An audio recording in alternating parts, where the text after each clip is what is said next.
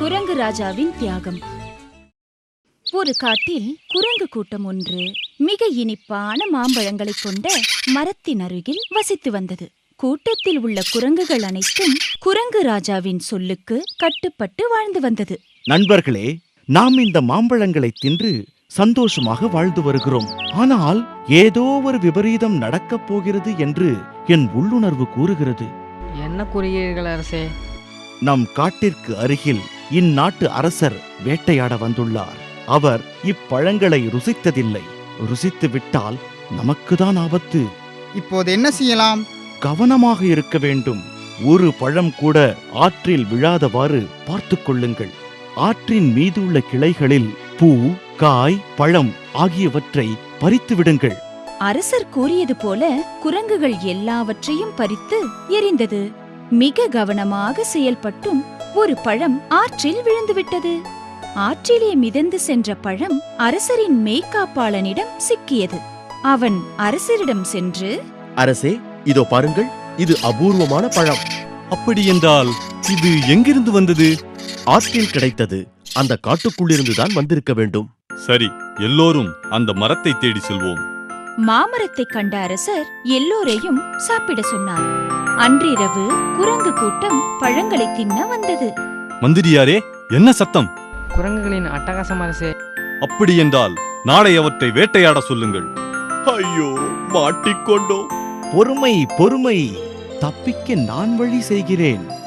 ராஜா நீண்ட வலிமையான கொடியை மரத்தின் கிளையில் கட்டியது. மறுமுனையை தன் இடுப்பில் கட்டிக்கொண்டது. நான் ஆற்றின் அக்கறைக்கு சென்று மரத்தில் இந்த முனையை கட்டுகிறேன். ஒருவர் பின் ஒருவராக அக்கறைக்கு வந்து விடுங்கள். ராஜா தாவி சென்று எதிர்ப்பக்கத்தில் உள்ள மரத்தில் கொடியை கட்ட முயன்றது. ஆனால் அது எட்டவில்லை. அதிர்ச்சி அடைந்த ராஜா, நான் தான் இக்கிளையை பிடித்துக் கொள்ள வேண்டும் என்று எண்ணியது. குரங்குகள் ஒன்றன் பின் ஒன்றாக கொடியை பற்றி தாவி வந்தது. இதை கரையில் இருந்த அரசர் பார்த்து கொண்டிருந்தார். என்ன யோசிக்கிறாய்? சீக்கிரம் என் மேல் ஏறிச் செல். நான் தங்கள் மேல். அதையெல்லாம் யோசிக்க நேரமில்லை. சீக்கிரம் பாருங்கள் மந்திரியாரே, அந்த குரங்கு தன் கூட்டத்தை எவ்வளவு நேசிக்கிறது. எல்லா குரங்குகளும் தாவி சென்றது. கடைசியாக ராஜாவை எதிரியாக நினைக்கும் பொல்லாத குரங்கு ஒன்று அங்கு வந்தது. அது பழி தீர்க்க இதுதான் சமயம் என்று ராஜாவை மிதித்து உதைத்து கீழே தள்ளியது. கீழே விழுந்த ராஜாவுக்கு பலமாக அடிபட்டது. இதை கவனித்துக் கொண்டிருந்த அரசர் குரங்கை காப்பாற்றச் சென்றார். அரசே, நான் கவலைப்படவில்லை. என் கூட்டத்தை காப்பாற்றியதே எனக்கு மகிழ்ச்சி. சுய தியாகமே சிறந்த தியாகம். தோட்டக்காரரும் குரங்கும். வாரணாசி அரசரின் அழகிய தோட்டத்தை ஒரு தோட்டக்காரன் பாதுகாத்து வந்தான். ஓர் இரவு தோட்டக்காரரின் நண்பன் அவனை காண வந்தான். வணக்கம் நண்பா, நம் நாட்டில் நாளை திருவிழா ஆரம்பம். தெரியும். நிறைய பொழுதுபோக்கு அம்சங்கள் இருக்கும்.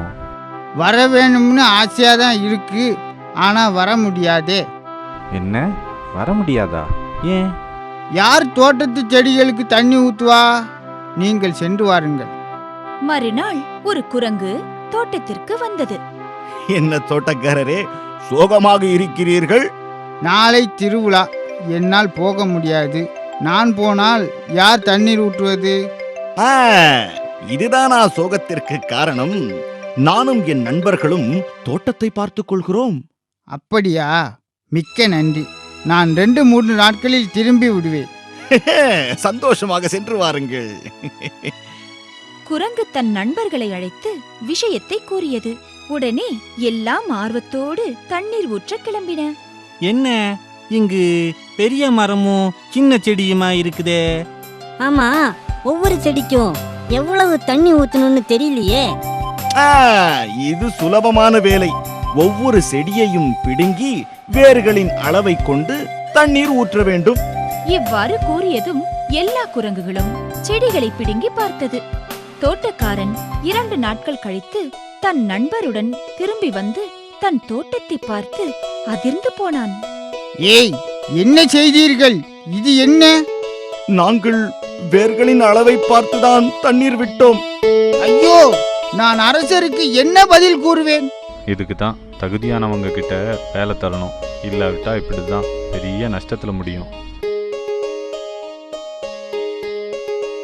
முட்டாள்களை நம்பி எந்த காரியத்திலும் இறங்கக்கூடாது. பூதத்தை ஏமாற்றிய குரங்கு. ஒரு காட்டில் குரங்கு கூட்டம் ஒன்று வசித்து வந்தது. கூட்டத்தை தலைவர் வழிநடத்தினார். ஒரு நாள் தலைவர் கூட்டத்தை கூட்டி ஒரு கட்டளையிட்டார். எல்லோரும் 2 விஷயத்தை கவனத்தில் கொள்ள வேண்டும். ஒன்று, மிக சுவையான ஆனால் விஷமுள்ள பழங்களை கொண்ட மரம். 2, இங்குள்ள குளங்களில் ஒன்றை பூதம் தன் வசம் வைத்துள்ளது. நீங்கள் தின்பதற்கும் குடிப்பதற்கும் முன்பு என்னிடம் கேளுங்கள். ஒரு நாள் காட்டில் விளையாடிக் கொண்டிருந்த குட்டி குரங்கு தன் தாயிடம் சென்று, அம்மா, தாகமாக உள்ளது, தண்ணீர் வேணும். அதோ ஓர் குளம் தெரிகிறது, வா போய் குடிக்கலாம். நில்லுங்கள், தலைவரிடம் கேட்கலாம். என்ன, என் பெயர் அடிபடுகிறது. தாகமாக உள்ளது. தாங்கள்தான் இந்த குளத்தில் உள்ள நீரை குடிக்கலாமா வேண்டாமா என்று சொல்ல வேண்டும். சற்று பொறுங்கள், பார்த்துவிட்டு வருகிறேன். என்ன, குளத்தை நோக்கி கால் சுவடுகள் உள்ளன, ஆனால் ஒன்று கூட திரும்பியதாக தெரியவில்லையே. கூட்டத்திற்கு திரும்பியது குரங்கு. இல்லை, இந்த குளத்தில் பூதம் உள்ளது. சரி, நான் யோசித்து ஒரு வழியை செய்கிறேன். திடீரென்று குளத்தை நோக்கி தலைவர் நடந்தார். ஏய், என் குளத்தில் அருகில் என்ன செய்கிறாய்? யார் இதற்கு அருகில் வந்தாலும் விழுங்கி விடுவேன். நாங்கள் உள்ளே இருக்க மாட்டோம். அப்படி என்றால் எல்லோரும் தாகத்தால் இறக்க வேண்டியதுதான். நாங்கள் கால் வைக்காமலேயே தண்ணீர் குடிப்போம். என்ன, எப்படி? பொறுத்திருந்து பார். எல்லோரும் போய் மூங்கில் கொம்புகளை கொண்டு வாருங்கள். மூங்கில் கொம்புகளை ஆராய்ந்து ஓட்டையுள்ள மூங்கில்களை ஒன்றுடன் ஒன்றை இணைத்து பெரிய குழாய் செய்து தண்ணீரில் நுழைத்தது. தன் பலம் கொண்ட மட்டும் தண்ணீரை உறிஞ்சியது அந்த குரங்கு. தண்ணீர் மூங்கில் வழியாக கொட்டியது. தாகம் தணிந்த குரங்குகள் சந்தோஷத்தால் குதித்தன. பூதம் ஏமாற்றத்துடன் திரும்பி சென்றது. மனம் இருந்தால் மார்க்கம் உண்டு. குரங்கின் இதயம். ஒரு காட்டில் ஆற்றங்கரையில் இருந்த நாவல் மரத்தில் ஒரு குரங்கு வசித்து வந்தது. அந்த மரத்தில் உள்ள நாவல் பழங்கள் மிகவும் சுவையாக இருந்தன. நாவல் பழங்களை தின்று குரங்கு மகிழ்ச்சியாக நாட்களை கழித்தது. அந்த ஆற்றின் கரையில் ஒரு முதலை தன் மனைவியுடன் வசித்து வந்தது. ஒரு நாள் தரையில் கிடந்த நாவல் பழங்களை சாப்பிட்ட முதலை, குரங்கே குரங்கே, பழங்கள் இவ்வளவு சுவையாக உள்ளதே, என் மனைவிக்காக சிறிது பழங்களை பறித்து தருவாயா? கட்டாயம் தருகிறேன், எடுத்துக்கொள்ளுங்கள். குரங்கு மரத்திலிருந்து பழங்களை பறித்து போட்டது. அந்த பழங்களை முதலை தன் மனைவியிடம் தந்தது. ஆஹா, என்ன சுவை, என்ன சுவை! இது போன்ற சுவையான பழங்களை நான் தின்றதே இல்லை. அருமையான பழங்கள். இனி தினந்தோறும் பழங்களை கொண்டு வருகிறேன். குறுகிய காலத்தில் குரங்கும் முதலையும் நல்ல நண்பர்களாக நாட்களை கழித்தன. ஒரு நாள் நாவல் பழங்களை தின்று எனக்கு சலித்து விட்டது. இந்த நாவல் பழங்களே எவ்வளவு இனிக்கிறதே! இதை தினமும் தின்று வாழும் அந்த குரங்கின் இதயம் எப்படி இருக்கும்? எனக்கு அந்த குரங்கு இதயம் வேண்டும். என்ன என்ன சொல்கிறாய்? அவன் என் நண்பன். இந்த எண்ணத்தை நீ மாற்றிக்கொள்ள வேண்டும். முடியாது. குரங்கின் இதயம் கிடைக்கவில்லை என்றால் நான் உன்னை விட்டு போய்விடுவேன். ஆமாம். இதை கேட்ட முதலை மிகவும் கவலையுடன் சென்றது. எப்படி இந்த குரங்கை வீட்டுக்கு அழைப்பது என்று யோசித்தபடியே அது நீந்தியது. திடீரென்று ஒரு முடிவிற்கு வந்த அந்த முதலை, நண்பா, இன்று நீ என் வீட்டிற்கு விருந்துக்கு வர வேண்டும். மிக்க மகிழ்ச்சி, நான் வருகிறேன். குரங்கு முதலையின் முதுகில் ஏற முதலை நீந்தத் தொடங்கியது. சிறிது தூரம் சென்றவுடன், நண்பா, என்னை மன்னித்து விடு. என் மனைவிக்கு உன் இதயம் வேண்டுமாம். அதனால்தான் உன்னை அழைத்து செல்கிறேன். நன்றாக மாட்டிக்கொண்டேன். எப்படியாவது தப்பிக்க வேண்டுமே. அடடா, இதை முதலில் அல்லவா சொல்லி இருக்க வேண்டும். எனது இதயத்தை மரத்தில் அல்லவா வைத்துள்ளேன். திரும்பி கரைக்கு போ, எடுத்து தருகிறேன். சரி. கரைக்கு திரும்பியதும் குரங்கு தாவி சென்று மரத்தில் ஏறிக்கொண்டது. நண்பனான என்னையே கொல்ல பார்க்கிறாயா? நடக்குமா? முட்டாள் முதலையே, இதயத்தை வெளியே எடுத்தால் எப்படி உயிர் வாழ முடியும்? போய் உன் மனைவியிடம் என் இதயம் கிடைக்கவில்லை என்று சொல். சரியான சமயத்தில் செயல்பட்டால் உயிரை காப்பாற்றலாம். குரங்கும் முட்டாள் முதலையும். ஆற்றின் கரையில் உள்ள நாவல் மரத்தில் வசிக்கும் குரங்கிடம் ஏமாந்த முதலையின் மனைவி எப்படியாவது குரங்கை பிடித்துவிட வேண்டும் என்று எண்ணியது. ஆற்றை கடக்க குரங்கு ஆற்றில் உள்ள சிறு கற்கள் மீது தாவி செல்லும். ஒரு நாள் அந்த குரங்கை பிடிக்க நான் ஒரு யோசனை சொல்கிறேன், கேளுங்கள். யோசனையும் வேண்டாம், ஒண்ணும் வேண்டாம். நான் கொண்டு வர்ற மீன்களை சமைத்து சாப்பிட்டா போதும். இந்த முறை தப்பிக்க முடியாதபடி நல்ல யோசனையாக சொல்கிறேன், இது உறுதி.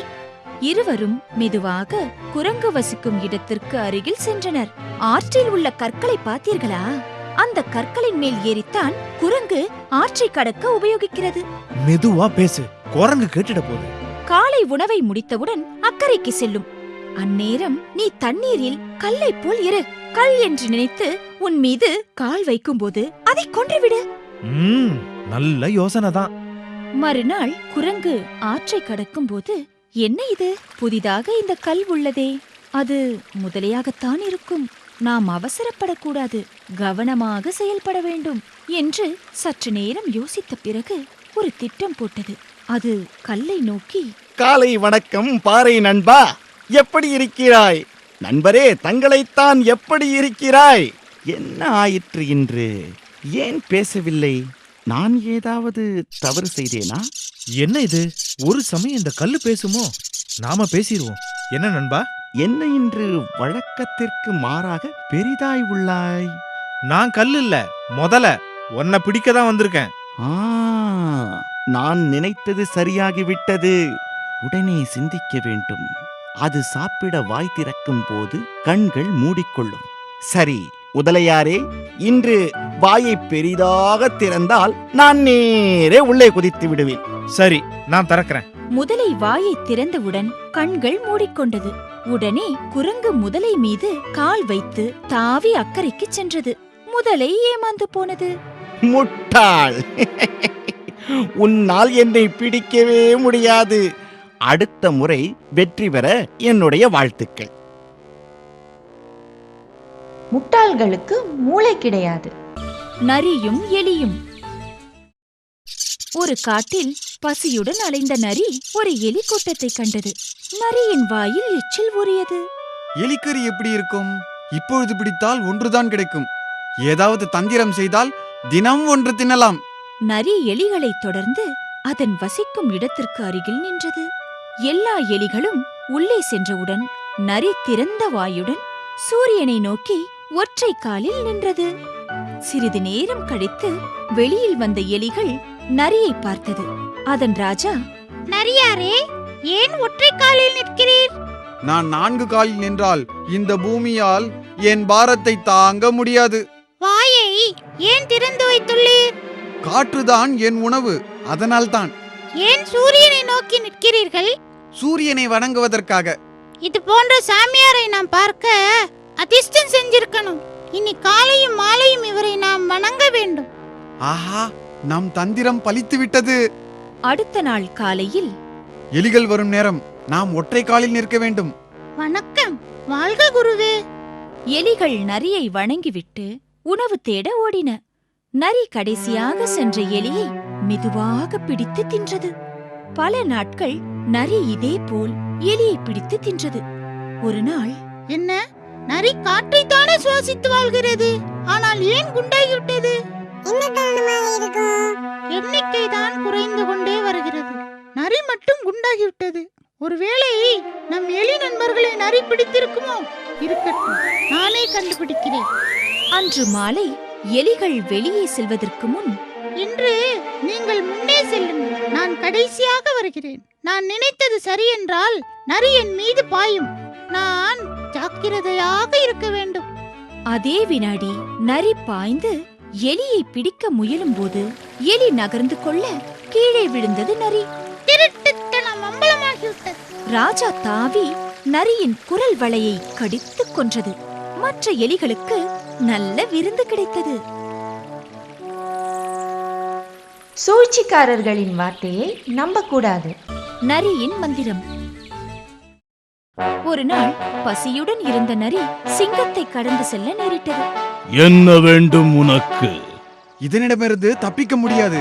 இதற்கு அடிபணிவது போல் நடிக்க வேண்டியதுதான்.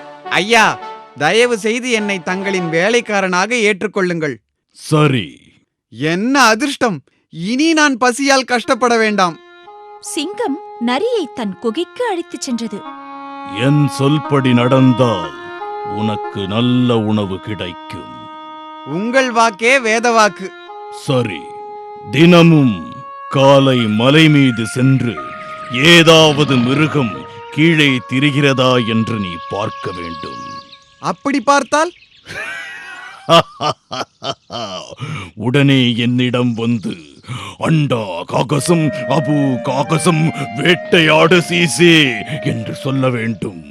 நான் அந்த மிருகத்தை கொன்று உண்ட பிறகு மிச்சத்தை நீயும் உண்ணலாம்.